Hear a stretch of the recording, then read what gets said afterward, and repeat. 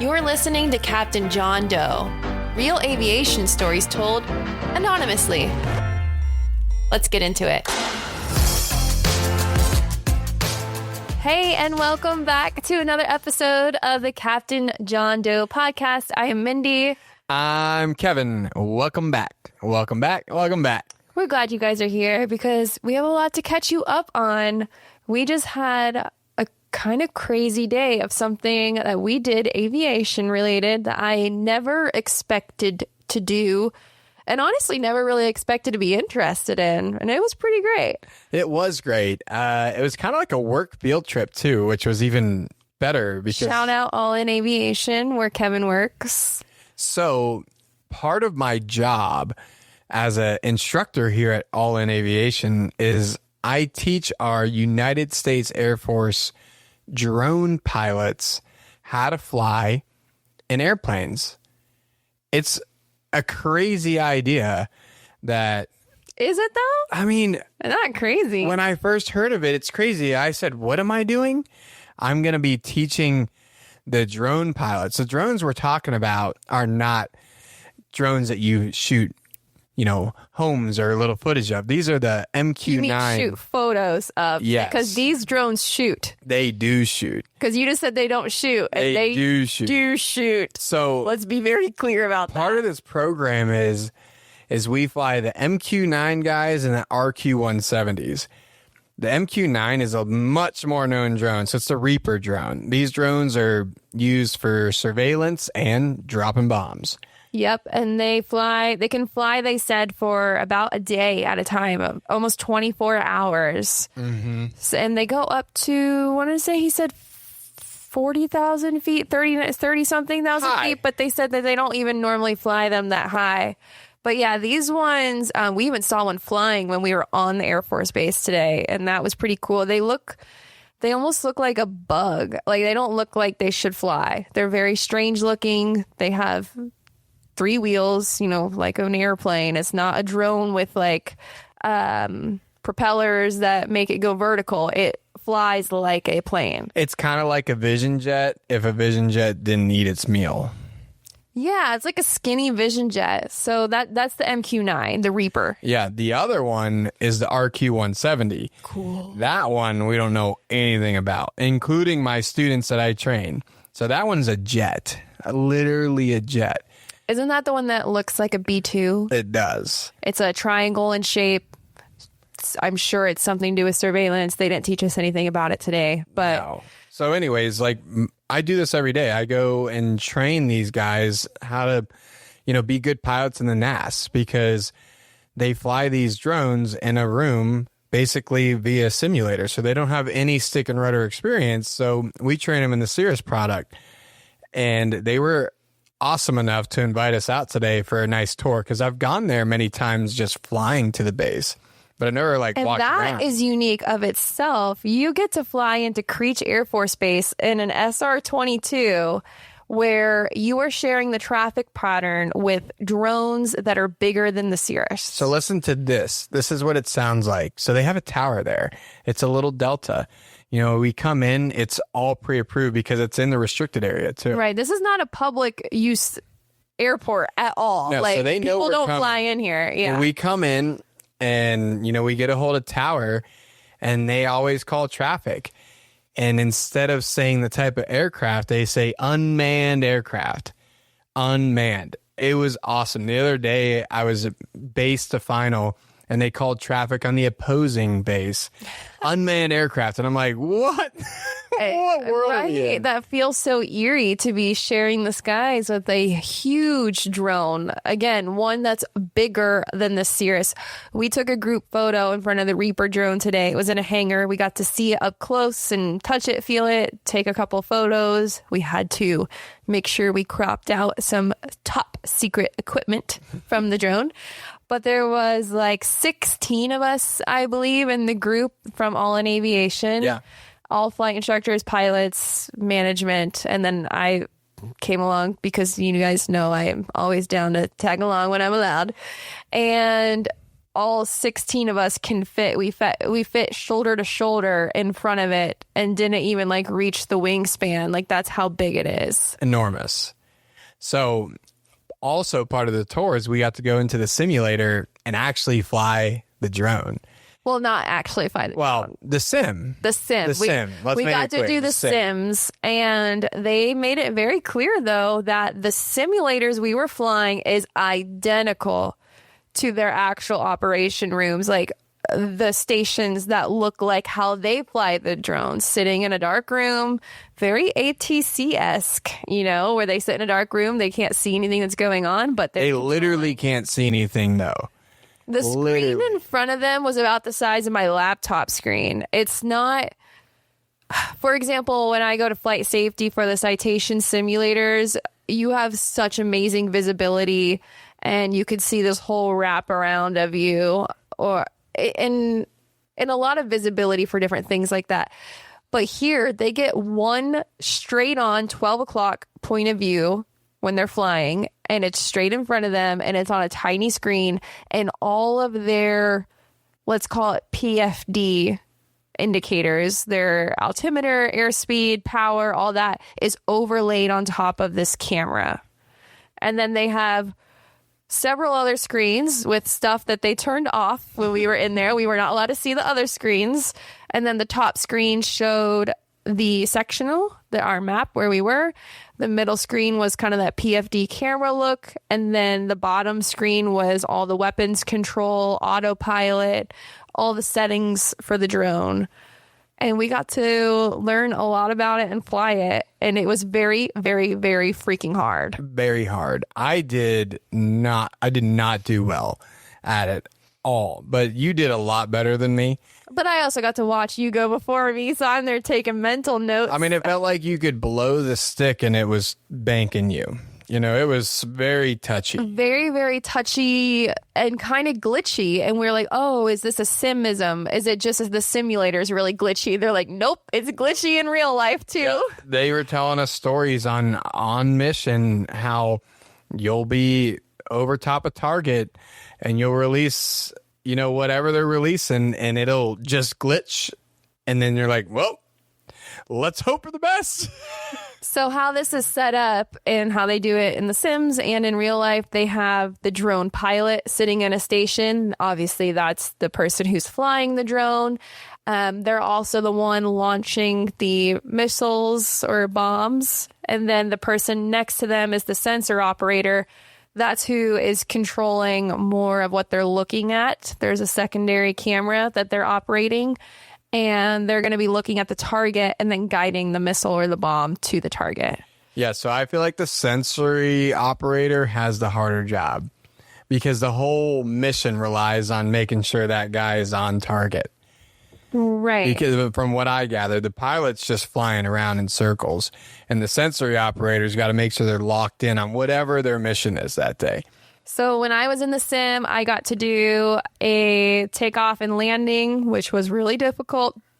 Did a touch and go, and then I got to shoot a Hellfire missile. Say that again? A Hellfire missile. And so we locked on to a little white PT cruiser and blew that thing up, which is freaking awesome. And then Kevin, he was the sensor operator, and our buddy Paul was the one flying the drone sim. So they teamed up and they blew up a building with a GBU 500-pound bomb. For anyone just tuning into that little sentence there, they're like, what did Mindy and Kevin do? Right. So what a unique thing we got to do. Never thought I would get to do that. That's for sure. No, that was awesome. So I think that you got some pictures that they let us take. So you'll be sharing some of that stuff on Instagram. Yep. So hopefully you guys are all following Mindy. So something else exciting we have coming up. By the time this comes out, I'm sure all this info will be out. NBAA is coming up in October in our backyard, Las Vegas, Nevada. I am one of the influencers that they hire to be there to help promote the event. It's really one of my favorite events to go to because it's everything about business aviation, private jets. allows all my worlds to collide. My business as an aircraft sales broker, I have so many connections and networking that I do during the event for that. My business as a professional pilot and my want to continue to grow my professional pilot career. That's really helpful at MBA. And then my social media world. And now a fourth world of mine is colliding at the event because they have so graciously invited me and Kevin to do a live recording of the Captain John Doe podcast at the event on stage. I'm nervous. I'm nervous too. We're gonna do it. How would we say no to We that? can't say no. We just started. Not that I would ever want to say no. It's just scary. And to be fair, we really don't edit these a lot. Like, we may have one or two edits of our podcast, and it's usually because we're pretty bad at reading. Yeah. It's like we're not the most talented readers, and of course we picked a podcast where we have to read a lot out loud. So I think it's going to go really well. It's going to be about a 30-minute live episode. So if you guys are attending NBAA base in Las Vegas, it's over October 14th through the 16th, and it's most likely going to be on that Wednesday, the 15th at 10 a.m. I'm just going to put that out there, but be sure to check our social media accounts just to make sure that that's what we've locked in. But that's what it's looking like. And so the cool thing is that at the show, the stage is going to be in the Creator Studio, which is a brand new space that is sponsored by Signature Aviation. And that is driving us to the biggest request we've ever made to you guys. Send us some FBO stories because we're doing a live show hosted by Signature. So why wouldn't we bring up some awesome stories that happened in the FBO? Send us something bizarre or something you saw in an FBO once or something, maybe if it's even just about a private jet flight that ended at an FBO and some interaction with a line guy. I want you guys to rack your brains about this because we're going to be picking the top 3 stories to share on stage at this live podcast recording. So hopefully your story will make the cut and we're excited to read them. So think about it. FBO stories, go to our website, captainjohndoe.com, and submit your story because we really need you guys right now. How exciting. How exciting. I can't wait. You know, a couple other topics that we were thinking about are contracts, you know, contracts that you get for your flying job. Is there any crazy ones that you might have signed up for, might have passed up on, you know? That's a great idea, Kevin, because we could all learn from contract mistakes. I'm sure a lot of you started out your pilot career in a job that you probably didn't love. Tell us why you didn't love it. And what was your non-negotiables moving forward to your next job? Another thing that I've been thinking about is like weird food requests from maybe your passenger. What about your captain? What about the crew? We've Anything. We've seen some fun. We actually shared something, I think, in an earlier episode about a captain with a food request. Mm-hmm. So think about those. You know, biggest thing is make it fun. Like, think about what you guys want to hear and listen to, and we're going to read them. You know, we've said this on a previous episodes. Most of these stories we're reading are all from you now. So subscribe, click that button, leave us a review. That way you can keep up to date and keep this podcast rolling. We are just on that train right now. We're doing a live podcast at NBAA. Can you believe Because of you guys keep on submitting these things. I can't believe how quickly this has taken off. So thanks for listening. And without further ado, let's get into our first story. What do you got, man? This is a passenger story. Let me read it. Took a group to the Kentucky Derby in a PC-12. 4 people, 2 men and 2 women. They show up, pull their SUVs up to the airplane, and go inside while I hop in the airplane to help load luggage. There must have been 20 hat boxes. Huge hat boxes. I put their luggage in the back cargo area, and I fill what's left with hat boxes, and then there's still probably 10 hat boxes left. I do my best to arrange the hat boxes in the main cabin to leave as much room as possible for the humans. The 4 club seats up front were totally free, along with the aisle area in between them. It was just the back 2 seats in the aisle that were unusable. They return to the airplane and go...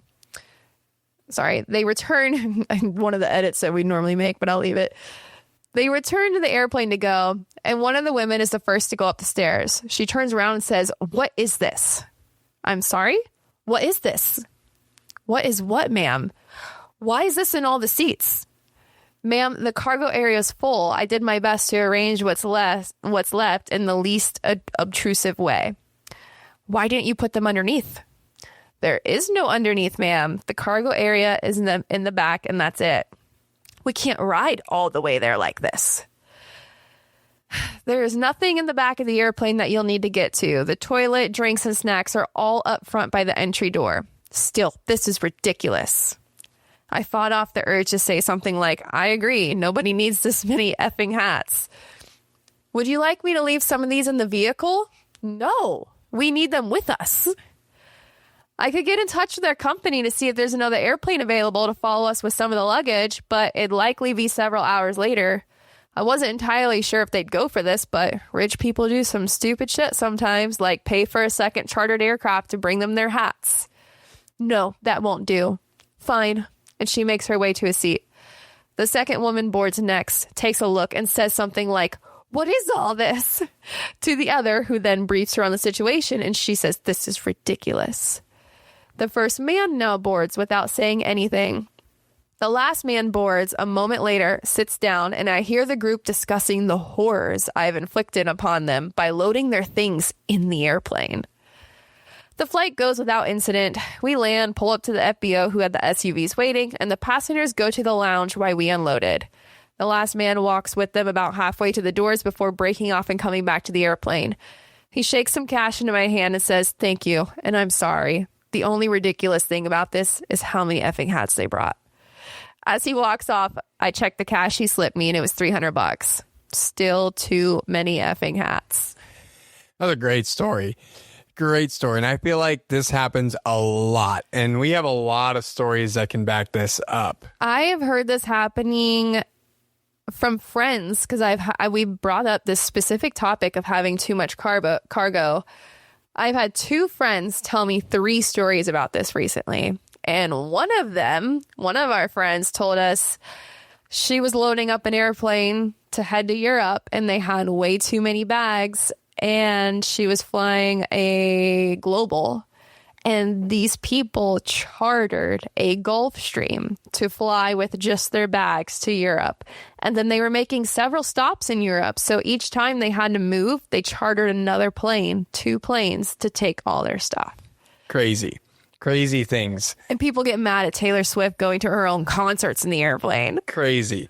To be fair, that story right there, at least they, weren't complaining to the pilot. They just got themselves another Gulfstream. I know. But yeah, I feel like these type of passengers are probably frequent, especially, and we've talked about this before, in like the PC-12 segment, in the King Air segment, in the M2 segment. These people have more money than I do because they can charter an aircraft of any size. However, in the world of chartering, those are cheap planes. And usually the cheapest people, the cheapest products have the biggest ego people for some reason. That's just kind of how it shakes out. New money versus old money. Yeah, we had this conversation on one of our first episodes of the podcast. Now, let's be clear. I would love to be complaining about hats on a chartered PC-12. That's what I'm saying. So I'm not going to sit here and knock them. Yeah. I'd love to have that problem. But just as the pilot, after you do all that work and he's playing Tetris and trying to figure us all out and it's totally out of their way and every single person getting on complaining, it's like, come on. That's why Mojo's a tank. She can take anything we put in her. Anything. That's not true. We run out of bag space so fast. Well, that's all right. We can't fit 20 boxes of hats. But I wish I could. I don't even have one hat box, but maybe if I had a bigger plane, I would. Maybe. We'll work on that, honey. All right. This story is going to be hard for me to read because there's a lot of names in it that I'm not familiar with because it takes place down in Mexico. Names like city names? City names. Okay, that's fine. So don't judge me for my reading. I'm trying here, okay? That's fine. You can botch it. We won't tell anybody. Okay, here we go. I live in San Antonio, and we flew a 421 down to Mexico at least 6 or 7 years ago. There are 8 of us on the 421. We stopped in Veracruz for fuel, and as we were pumping fuel, the Mexican Federale police disappeared, and we thought it was strange. Then a Gulfstream parked right next to us, and 3 identical red Eurocopters landed and were pumping fuel. And guess who gets out of the airplane? Who? El Chapo. No way. And a couple of his boys, and they all say hi, and we say hi to him as they walk by. All 3 of them go and just walking into different Eurocopters. All 3 Eurocopters took off and left the same time, which was kind of interesting. Then the Federale police showed back up after El Chapo left. Wow. We proceeded from Veracruz to Xilac, Mexico, and landed on a military runway that hasn't had general aviation on it many years. We blew a tire in the 421. Oh, no. That's a bad place for that to happen. So the airplane was stuck on the runway.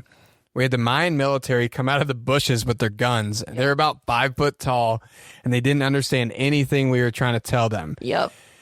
We wanted them to radio that this runway is closed and there's no way to move this 421. There isn't even electricity in this town. It's all wind or solar driven. So we wound up getting to the fishing lodge eventually, and they had internet, like satellite internet.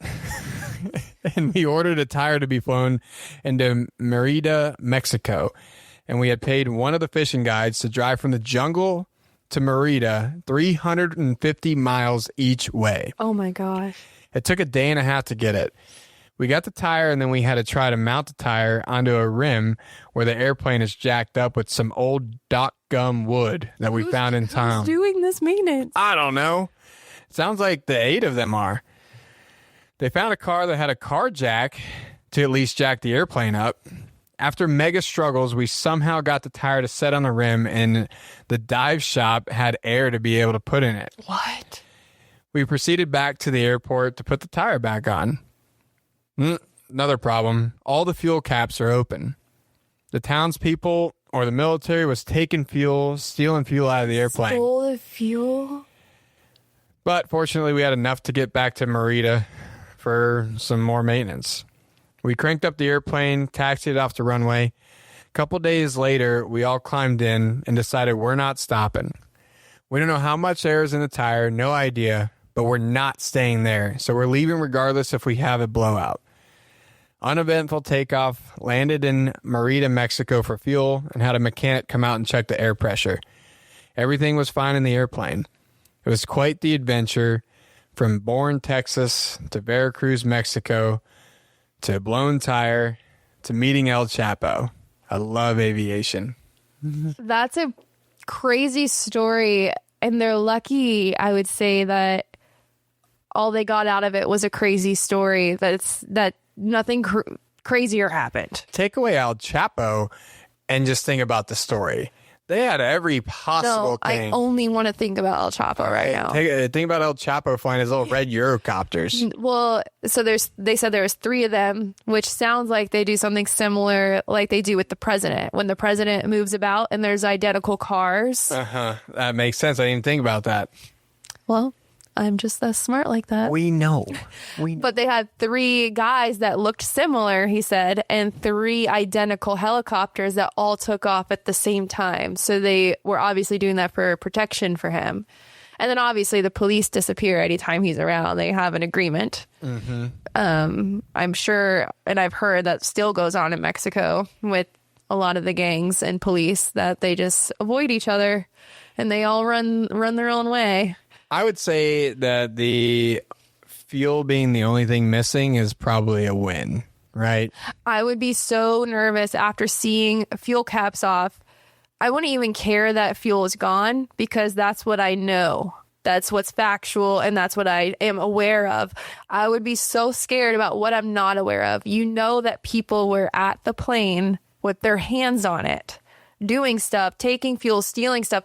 What else did they steal? Or what did they put in the plane? Listen, I think that their solution by just committing is the same thing me and you would have done. Oh, I would get I ain't the staying hell wherever they were there. in the Mayan jungle at some fishing lodge that they figured out that they thought it was a good idea to go to. I would be out of there immediately, as fast as I could. First of all, Chapo's walking around like Chapo. But he said hi. He's like, hey. nice guy. And then second of all, yeah, people are stealing stuff from the airplane and you have a maintenance issue with no maintenance there. That's a recipe for disaster, and they got lucky. I've also heard stories about pilots flying into places in South America, not just Mexico, that land totally legally and everything and then get detained for several days. Because they want some money. Because they want a lot of money.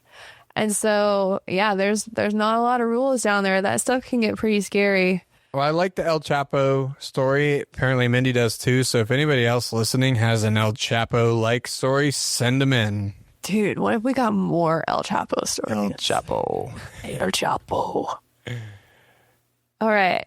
Next story. The title of this listener submission, I'm definitely getting hauled off in cuffs. El Chapo? I know. It's almost kind of on the same theme. I was a newly minted 18-year-old private pilot flying my Cessna 152 from Michigan to Arizona. I know. Major brain damage.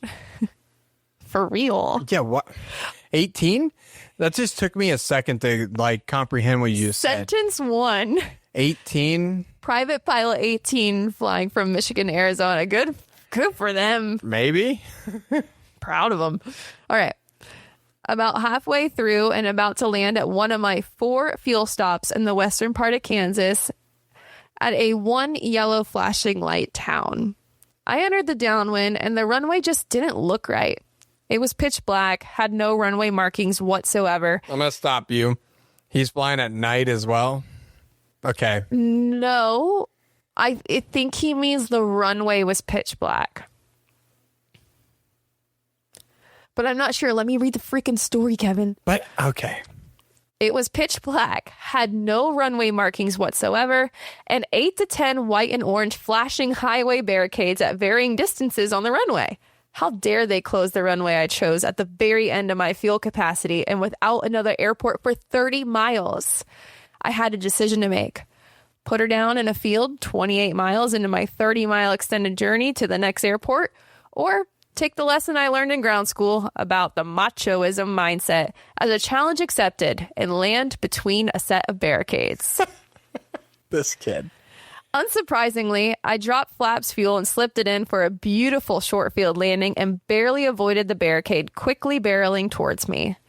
Halfway through my taxi to the self-serve fuel pump, I saw a single white police car speeding down the dusty airport road towards the terminal building with his lights on. That's when I thought, I'm definitely getting hauled off in cuffs. I got out of the airplane expecting to stare down the barrel of a drawn police officer's gun. Just before I put my hands high in the air, the police officer got out of his car and said, "Welcome to Nowhere, Kansas." I couldn't believe it. He was none the wiser that I had just landed on a closed runway, flashing barricades 100 feet away and all. "Heard you coming in on the radio. I come out to collect for gas. It's cash only." Kind of sounds like a scam, honestly. The cops coming out for gas? Yes. Okay. Sounds like a scam. Keep going. Immediately, I wondered how much of my payment would actually get where it was supposed to go and how much ended up in his back pocket. But I did not care. I was not in handcuffs in the back of his car. After fueling up, I did the longest pre-flight inspection of my life in hopes the police officer would get bored and leave. He did, and when his car was out of sight, I ran to the runway and moved a set of barricades off the middle of the runway so I had enough room to take off. I hopped in the plane, took off, and never looked back. Oh my gosh. I love this one too. Another fuel story though. We're going to talk about the little teaching moments here, from the Chris Palmer episode, but let's just not try to think about that for a second. What about the barricades? I'm impressed that he landed in between the barricades. I have seen and overflown other closed runways. Typically, they put the barricades pretty close together. Just think, this guy right now who's sharing this story most likely is a 15-year captain at one of the main lines. Hell yeah, he is. Because of that macho attitude right there. Dude, that's just flying. When you're in a Cessna 152 and you're 18 years old, what more could you ask for? He's going to land in the field or land on a runway with some Bob's barricades. I'll say, when he got to that decision, he made a decision that I would have probably made. Definitely. Actually, not probably, definitely. If that was our option. That's the A and B choice. A, land on this runway that's closed, or B, don't make it to your next airport and you're in a field somewhere. So, duh. Now it makes sense it wasn't at night, by the way. Yeah. It just wasn't a runway that was functional. Yeah, they were just making it. They were repaving it or something. And the cop who claims to be the fuel guy as well, I don't know about that one. Hilarious. He definitely works for El Chapo. El Chapo's providing the gas in nowhere, Kansas. You know, he's like, welcome. I come out here to collect for gas. So he's in his police car and cash only. He hears the radio that someone's in the traffic pattern, and instead of tending to that 911 call, he's like, yep, gotta go get that cash. Jesus. I've never heard of something like that. We've been to some sketchy airports. But I've never had that happen. Never had that. And I like that in the story that he had the same thought. Like he says, wondered how much my payment would actually get where it was supposed to go and how much ended up in his back pocket. Well, it seems like he got some gas to get out of there, but I'm sure there was a little bit of interest involved. Yeah, check. This is a PSA to check your NOTAMs, and then also call, and then also bring some cash. That's a good point. I've definitely started bringing cash a lot more now. Me too. Because just in case, you never know where you're going to end up to. I have a good cash story. Okay.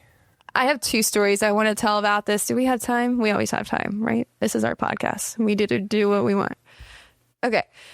First story is, once upon a time, I was flying a late model Cessna 182T, and I was hitting up a ton of grass strips in Florida.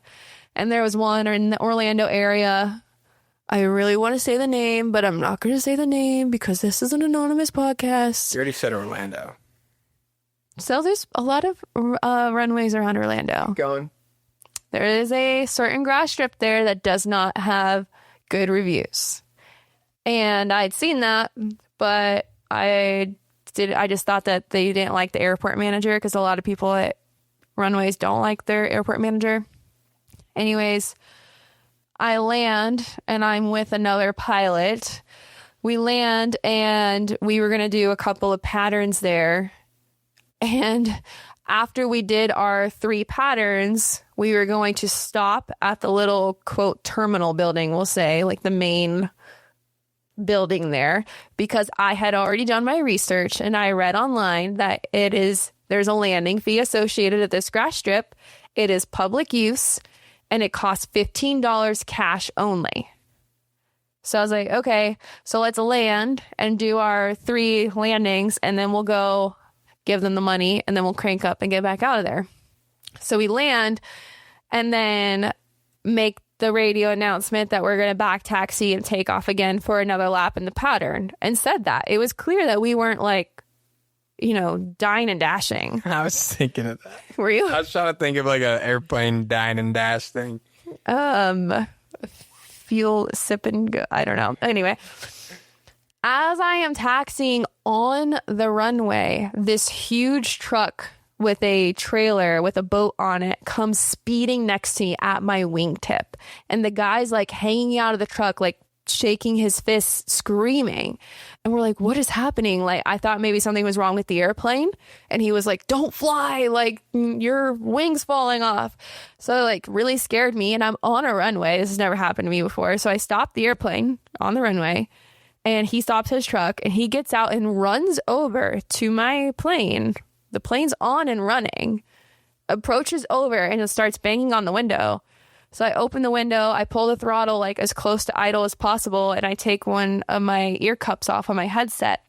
He's like, you have to pay to land here.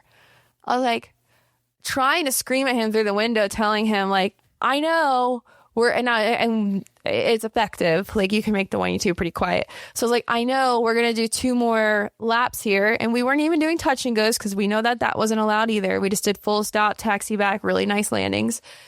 And I was like, I know we're going to do 2 more laps and then we're going to come back and pay.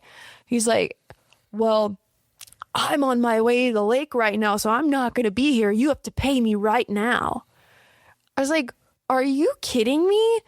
Because you have boat time scheduled, like, and we weren't after hours by any means. It was in the middle of the day. And he was screaming at us that we had to pay right now and prepay for any landings that we thought we were going to do because he had, an appointment out on the lake that he had to tend to immediately. Just like, that's not my problem. And like, how dare you run up to my running aircraft on a runway to demand money because you have to go take your boat out on the lake. It was the most like frustrating experience ever. And then, oh, by the way, my purse and bag and everything is not up there with me in the cockpit. It was me and another pilot sitting up front. So my wallet and purse and everything is not reachable. So he's literally has his hand out in my window asking for money, demanding for money, as if I just have a wad of cash in my pocket. So I tell him, like, my purse is in the baggage compartment. Like, I don't have access to my money sitting with a running airplane here on the runway. And anyway, he got so mad. He finally was like, whatever. And didn't pay him because I couldn't. And then he hopped in his truck and sped off as quickly as he could. And I just couldn't believe that someone would do that. It just blows my mind that those people exist. And that's probably the owner / manager / whatever. It was the aircraft. It was the airport manager. It's crazy that would happen. Yeah. At a public use airport. Sitting at the runway. Like, that's just... I'll never go back there again. No. Oh. Should I tell my one other story? Or did I talk too much? Should I tell my other story? Do it. One more story. Okay. Last story, then we're going to end it. I am reminded of... Why are you smiling so much? Because it's really funny. And I'm kind of sick, and I feel like I'm so congested right now. Just trying to get through this. But, okay, the title of this story I just read was I'm definitely getting hauled off in cuffs. Okay. And it reminds me of a particular story when I thought / did have a little run-in with the police. Oh, I do remember this. Yeah, little Mindy's getting hauled off in cuffs. You know how when you see police and they like drive up behind you when you're in your car, you immediately go into prison for life. You immediately think, I know I did something wrong. There must be cocaine in my car and someone put it here and I can't believe it because this cop's about to pull me over and I'm going to go to jail. I don't know if everyone has the same anxiety. I think that we all do, that anytime a cop is around, you feel like you did something wrong, even though you didn't. And that happened to me. I was recently, at this time, checked out in the Beechcraft Baron. And I was on top of the world. I thought I was so cool because I was ripping around in this brand new Baron. And at the time, I was selling out of Atlanta, Georgia. And I was attending a customer event at Talladega in Alabama at the NASCAR race. So I was just going for the day. So I was going to pop over in the Baron from Atlanta to Talladega, pretty short flight. But the weather that day was so bad. Low IFR, rain, thunderstorms, you name it. But it was clear enough for me to make it. And there was a lot of special procedures out that day to get into Talladega. And mind you, most people flying into Talladega that are doing this are chartering in, right? So it's a lot of business jets. There's no other Pistons that were coming in. So already I was like, oh, I'm so out of my league here. Like, I'm just trying to keep up. And I'm like pre-planning. And if I get put in a hold, this is what they're going to do. I'm just like talking myself through it because the weather's bad. It's a procedure, a special procedure that I'm unfamiliar with. And I had recently gotten checked out in this Baron. So the plane is relatively new to me. And I was flying over solo by myself. So I do the procedure.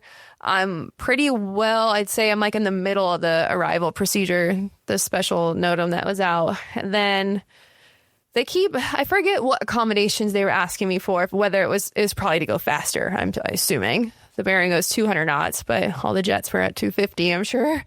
So they kept asking me for different things, and I remember like one of them I couldn't comply with, and they were like, fine. They broke me off and re-vectored me to come back around. And I didn't think I did anything wrong, and I still don't think I did, but it was just a really, really difficult flight, I'll say. I landed and was like, oh, good God. Like, that was a lot. That was a handful. Like, this big to me plane and this fast plane and this arrival, all this stuff. So I land, and then I walk into the FBO after that difficult flight, and I'm kind of reflecting on it in my mind. Like, did I do everything right? I think I did. Everything went, as smoothly as it could have. And I walk in, and there's 2 police officers just waiting in the terminal. And you could tell they were waiting for someone. You could tell. And then, of course, that police anxiety kicked in of like, oh, I must have done something wrong, which is so stupid. It's so stupid. In my silly little brain, I really thought that I had broke a regulation or did something wrong or whatever. Prison for life. And thought the local police was going to take me away. Like, how stupid is that thought that I let go through my head? Anyway, you could tell they were looking for someone. And so I walk in, and they both immediately look at me, and I'm like, rah! I like beeline it to the women's restroom. They're both male police officers. So I go in the women's restroom, and just like this guy in this story says, he kind of stalled at the airplane, like taking a really long pre-flight to make the cops go away. I stalled in the stall. I was fumbling in my purse. I was redoing my makeup. I was spending a long time. I was like, if I spend 20 minutes in here and I come out, then they're going to be gone. But nope. I come out of the restroom. I spend a long enough time in there to probably be embarrassed, because people probably thought I had an issue in there. And they're still waiting, and they're looking directly at me. And then my heart just sinks. Like, the police are here waiting for me. I'm going to go to prison. For life. This is the worst day of my life. This is so embarrassing. And they walk over to me and they say, are you Mindy? And then my freaking stomach drops to the floor. I'm like, this is it.